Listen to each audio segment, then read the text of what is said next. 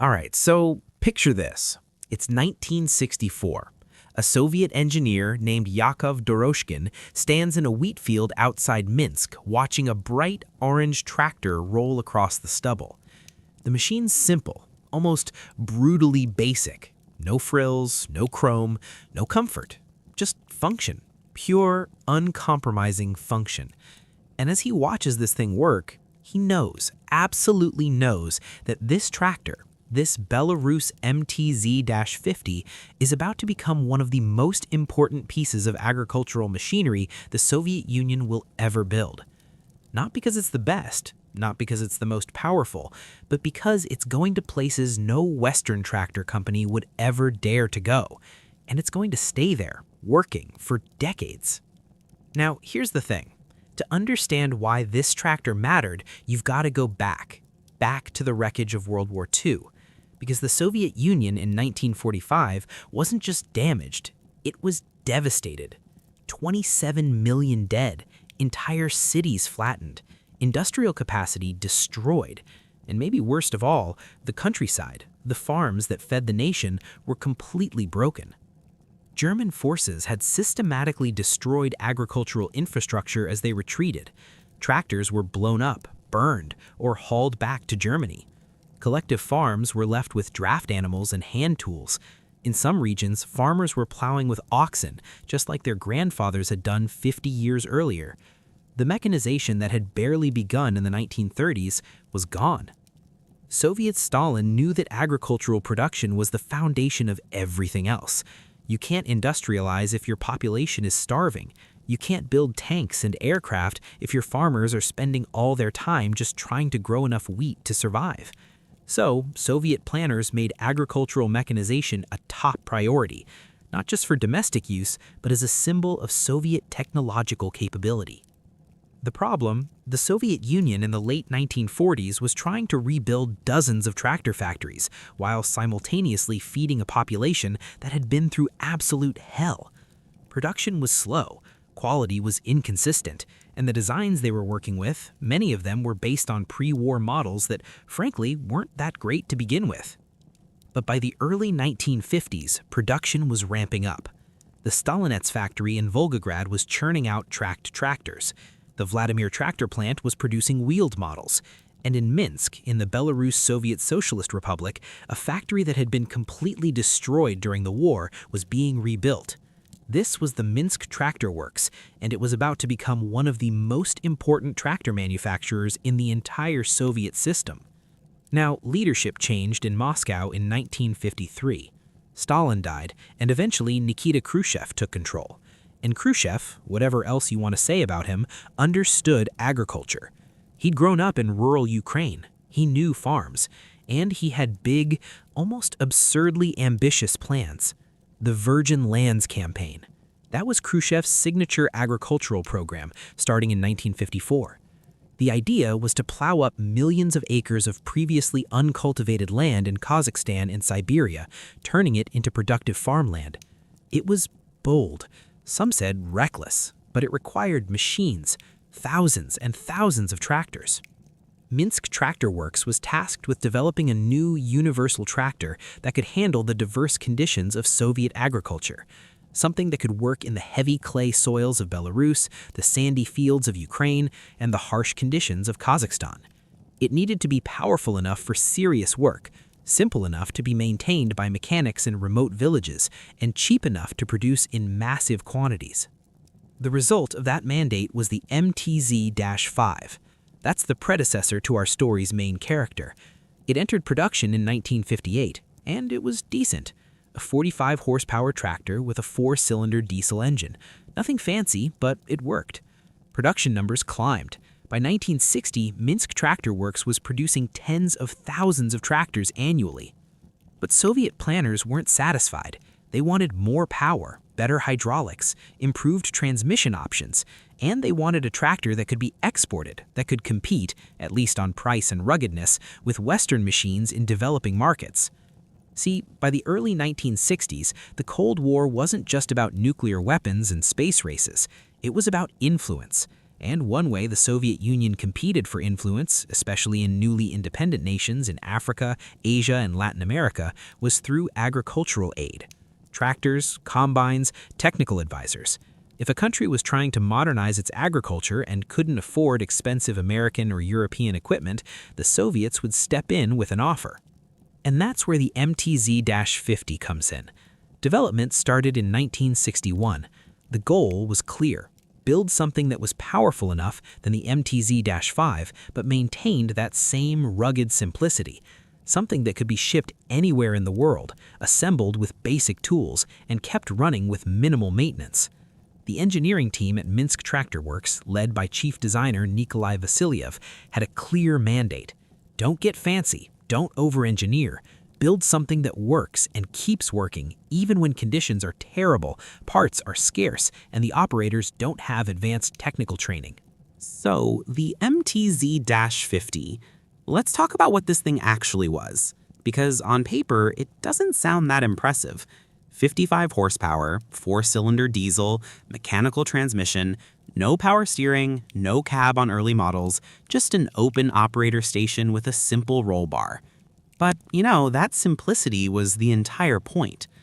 The heart of the machine was a 4-cylinder naturally aspirated diesel engine producing 55 horsepower at 1,800 revolutions per minute.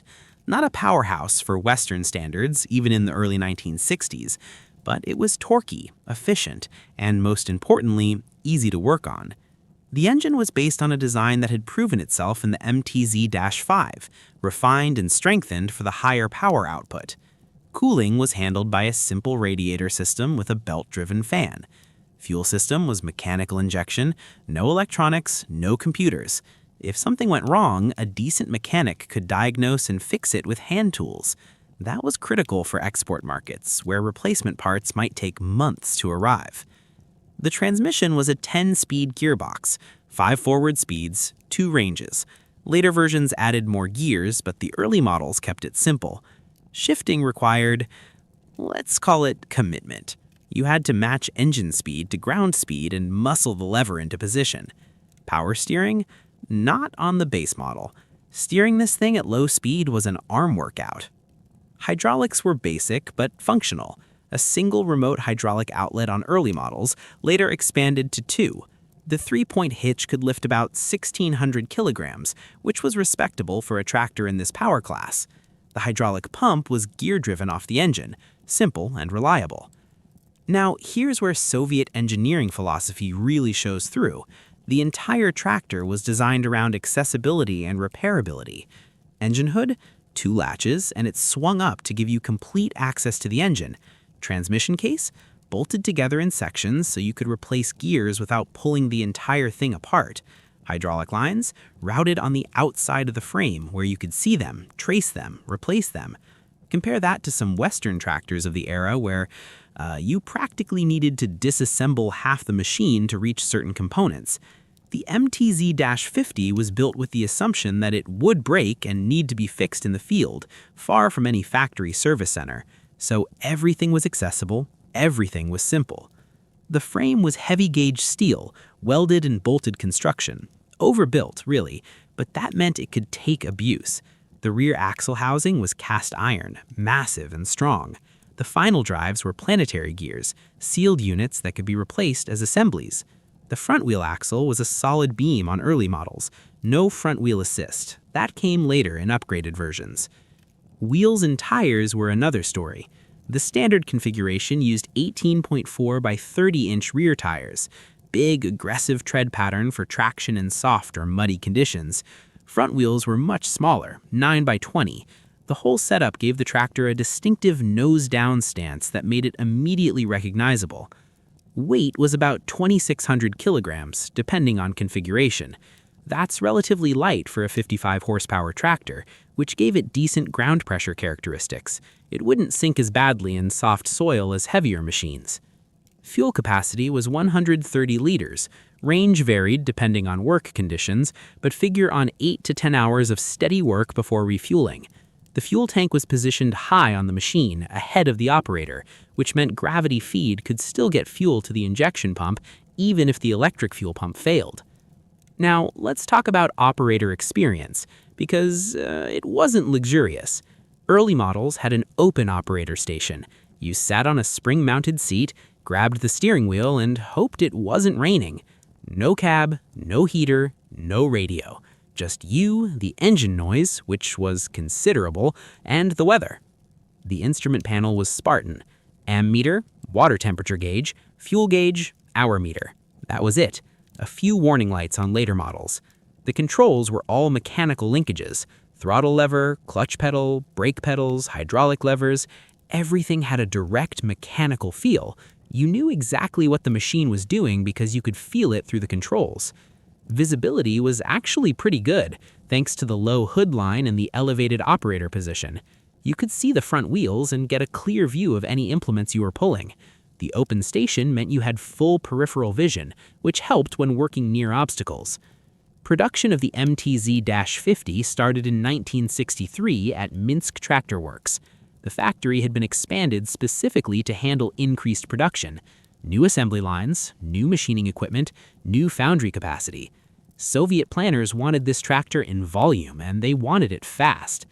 By 1965, Minsk Tractor Works was producing over 40,000 MTZ-50 tractors annually. That's a lot. That's more than 100 tractors rolling off the line every single day. The factory ran multiple shifts. Workers lived in factory housing nearby. It was a complete industrial ecosystem built around producing this one machine. Quality control was, well, it was Soviet quality control, which meant it was variable. Some tractors were built to decent standards. Others had issues from day one. Welds might be sloppy, paint might be thin, fittings might leak.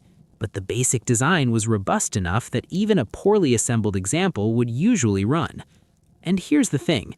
The MTZ-50 wasn't trying to compete with Western tractors on refinement or operator comfort. It was competing on price and durability, and in those categories it was genuinely competitive. A new John Deere or International harvester tractor in the mid-1960s might cost $8,000 to $10,000 US. The MTZ-50, sold through Soviet trade agreements or on the export market, cost a fraction of that. Exact pricing varied depending on the deal, but figure $3,000 to $4,000 equivalent, sometimes less in barter arrangements.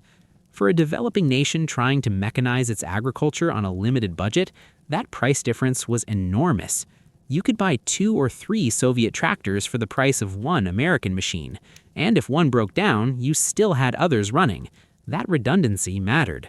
Now, here's where the story gets really interesting, because the MTZ-50 wasn't just a tractor, it was a tool of foreign policy. See, by the mid-1960s, the Soviet Union was actively competing with the United States and Western Europe for influence in the developing world. Dozens of countries in Africa and Asia had recently gained independence from colonial powers. They were trying to build modern economies, modernize their agriculture, and they needed equipment. Western countries would offer loans, but those loans came with conditions. Open your markets, allow foreign investment, align with Western political interests. The Soviet Union offered a different deal. We'll sell you tractors, combines, trucks. We'll send technical advisors. We'll train your mechanics and agronomists. And we won't demand that you adopt our political system. We'll just suggest it might work well for you. This was soft power, agricultural aid as a tool of geopolitical competition, and the MTZ-50 was one of the primary vehicles, literally and figuratively, for that strategy. Soviet trade delegations traveled to countries across Africa, Asia, Latin America, and the Middle East. They'd meet with agriculture ministers, demonstrate Soviet equipment, and negotiate deals. Sometimes these were cash purchases. Often they were barter arrangements. You give us raw materials, coffee, cotton, minerals, and we'll give you tractors. The first major export orders started shipping in 1964. Poland took thousands. Czechoslovakia bought them for their collective farms. But the more interesting markets were outside the Soviet bloc. Egypt, Syria, Iraq, India, Cuba, Algeria, Ethiopia, Angola, Vietnam, countries that were either non-aligned or leaning towards the Soviet sphere during the Cold War. Egypt under Gamal Abdel Nasser was a major customer. The Soviets provided thousands of tractors as part of broader agricultural development programs tied to the Aswan Dam project. Those tractors worked in the Nile Delta, reclaiming land, plowing fields that had been farmed for thousands of years but never with mechanized equipment. In India, Soviet tractors were part of the Green Revolution infrastructure. The Indian government was trying to increase food production to avoid famines. They needed tractors, lots of them, and they needed them cheap. The MTZ-50 fit the bill. Thousands were imported, assembled in Indian factories under license, and distributed to farms across the country. Cuba, after the revolution in 1959, became heavily dependent on Soviet agricultural equipment. American companies had pulled out, taking their tractors and parts with them. The Soviets stepped in. MTZ-50 tractors arrived by shipload, along with mechanics, technicians, and spare parts. Cuban sugar plantations, tobacco farms, and collective farms were equipped almost entirely with Soviet machinery. The export strategy wasn't just about selling tractors, though. It was about creating dependency. Once a country had thousands of Soviet tractors, they needed Soviet spare parts. They needed Soviet technicians. They needed ongoing Soviet support. That created long-term relationships, trade connections, and political ties. And there was another angle: training. The Soviet Union offered agricultural training programs where students from developing countries would come to Moscow, Minsk, or other cities, learn Soviet farming methods, and return home as advocates for Soviet-style agricultural development. These programs were part education, part indoctrination. Students learned how to operate and maintain Soviet equipment, but they also learned Marxist-Leninist agricultural theory. Now, Western tractor companies weren't blind to this. John Deere, International Harvester, Massey Ferguson, they all competed for export markets too, but they faced challenges the Soviets didn't. They had to make a profit. They had to protect their intellectual property. They couldn't just give away tractors or sell them at cost as part of a geopolitical strategy. The Soviets could and did operate at a loss in export markets when it served strategic purposes. The Soviet state budget subsidized export pricing. The goal wasn't immediate profit, it was long-term influence. This created some fascinating competitive dynamics. In countries where both Soviet and Western tractors were available, buyers had real choices. Western tractors were often more comfortable, more refined, more powerful for their size. Soviet tractors were cheaper, simpler, and came with fewer political strings attached. Some countries bought both. Turkey, for example, imported both Western and Soviet tractors. Farmers could choose based on their needs and budget. Wealthy farms might buy a John Deere or Ford tractor. Smaller operations bought Soviet machines. Both coexisted in the same fields. But in countries firmly in the Soviet sphere, there was no choice. If you were farming in Uzbekistan or Kazakhstan or Ukraine, you got Soviet tractors, period. The MTZ-50 became the standard universal tractor for medium-sized collective and state farms across the Soviet Union and its satellites. Production numbers climbed steadily. By 1970, Minsk Tractor Works was producing over 60,000 tractors annually. By 1975, that number reached 70,000. The factory expanded multiple times, adding new buildings, new equipment, and new capacity. But quality came with quantity trade-offs. Soviet manufacturing in the 1970s struggled with consistency. Materials weren't always up to spec. Quality control was hit or miss. Labor discipline varied. Some production runs were solid, others had problems.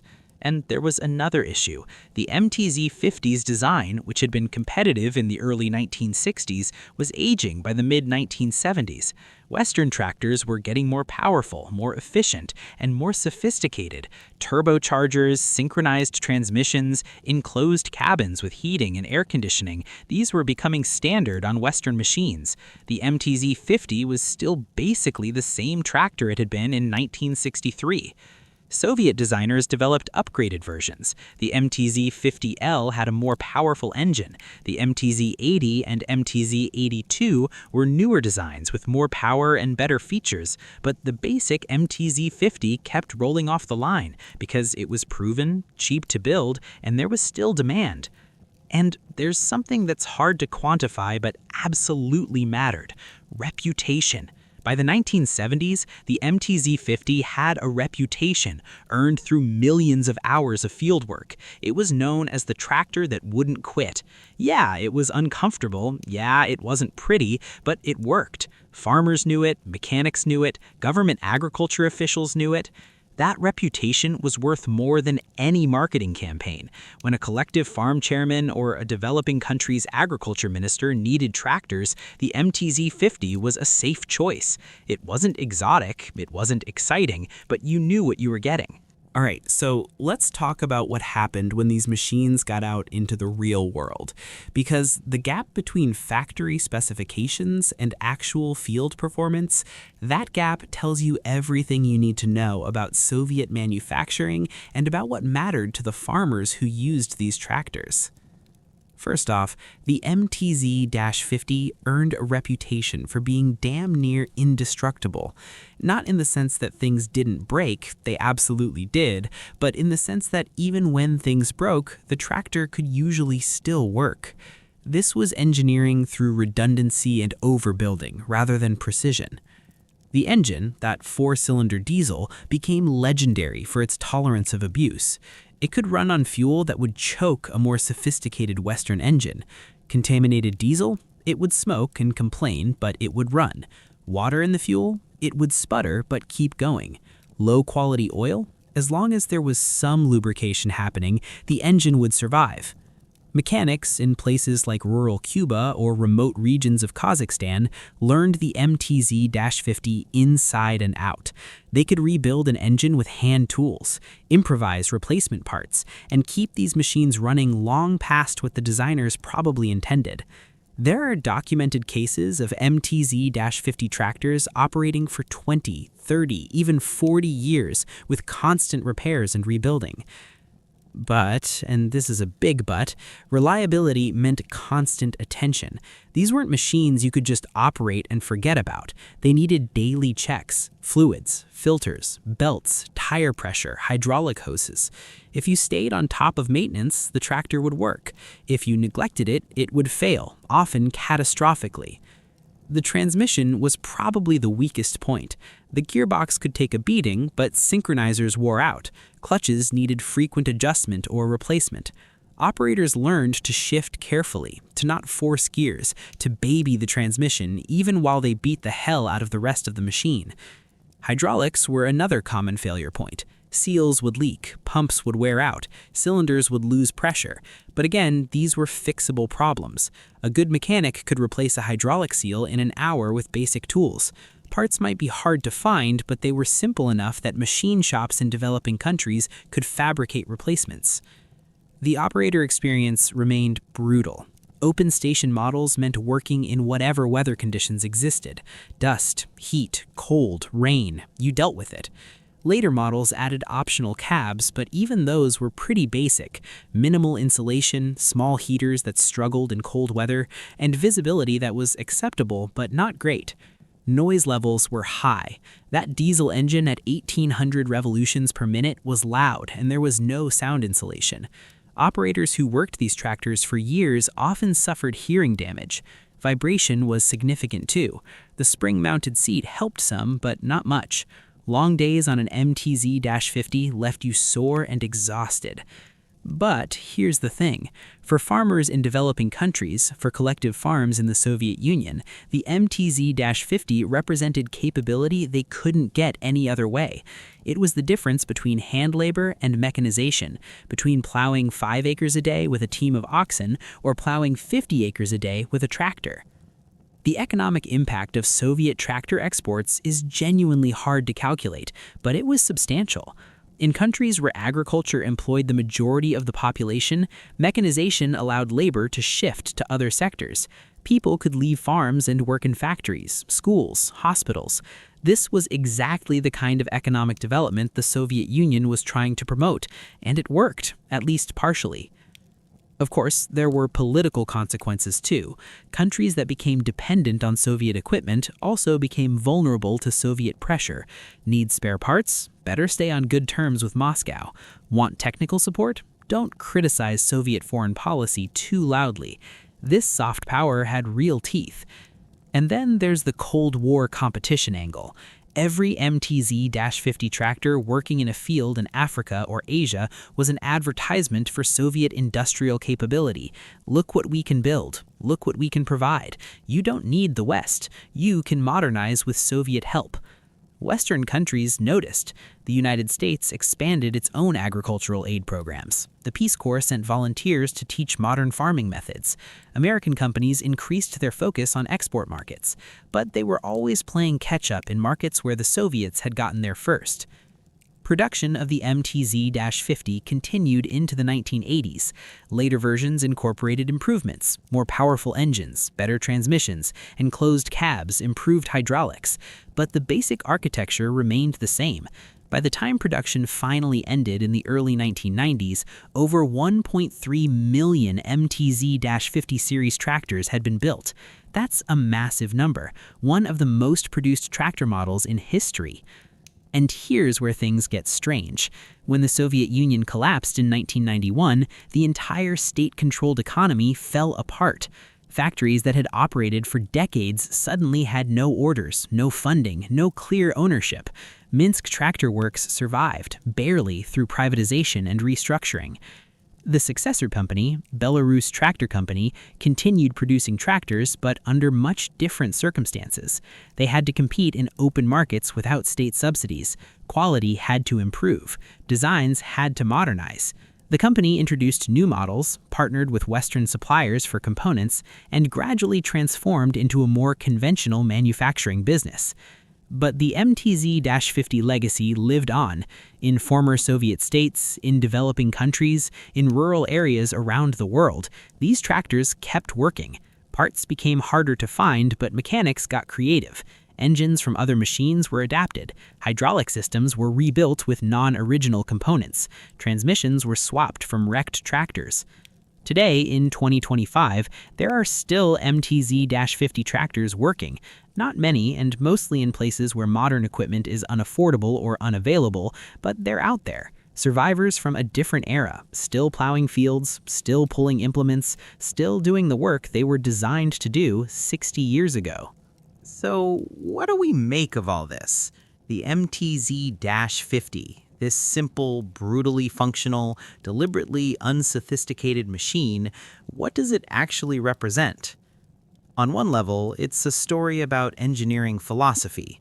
The Soviets built this tractor with a completely different set of priorities than Western manufacturers.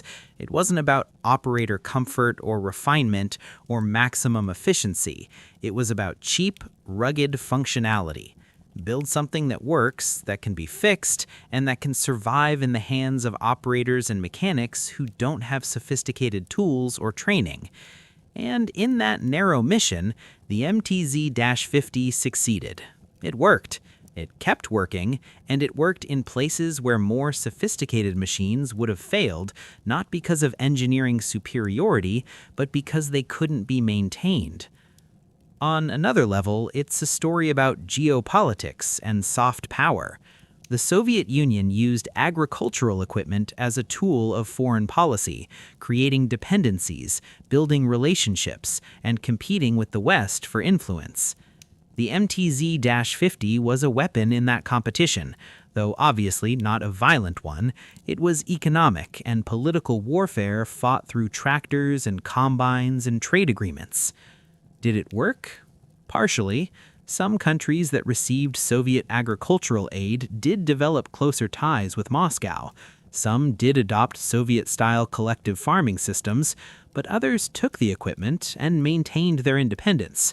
The soft power strategy had real effects, but it wasn't a magic bullet. And on the human level, it's a story of millions of people whose lives were changed by mechanization.